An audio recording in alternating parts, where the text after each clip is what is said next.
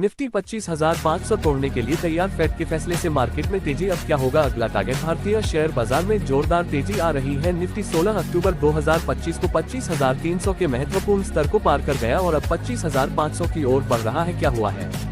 Nifty पिछले हफ्ते 1.57% ऊपर गया। 10 अक्टूबर को निफ्टी 104 पॉइंट बढ़कर 25,285 पर बंद हुआ। बैंक निफ्टी में 418 पॉइंट की जबरदस्त तेजी आई और 56,610 पर पहुंच गया। मार्केट में 1708 शेयर बढ़े जबकि 1109 गिरे, यानी खरीदारी का दबाव ज्यादा था। तेजी के पीछे की वजह?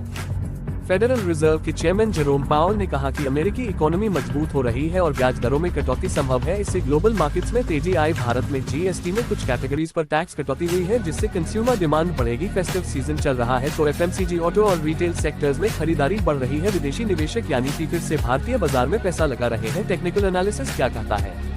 निफ्टी ने 20 डे एक्सपोनेंशियल मूविंग एवरेज को पार कर लिया है जो बुलिश सिग्नल है। 25,300 का रेजिस्टेंस टूट गया तो अब ये सपोर्ट बन गया है। अगर निफ्टी 25,500 को तोड़ता है तो अगला टारगेट 25,800 और फिर 26,000 हो सकता है। लेकिन अगर 25,000 से नीचे गिरता है तो सेलिंग प्रेशर बढ़ सकता है। कौन से सेक्टर्स में तेजी है? बैंकिंग स्टॉक्स में सबसे ज्यादा खरीदारी हो रही है। ICICI bank, HDFC bank, axis bank और एसबीआई में तेजी। इन स्टॉक्स भी अच्छा परफॉर्म कर रहे हैं। टीसीएस, इन्फोसिस और विप्रो बढ़ रहे हैं। ऑटो सेक्टर में मारुति, महिंद्रा और टाटा मोटर्स को फेस्टिव डिमांड से फायदा हो रहा है। निवेशक क्या करें?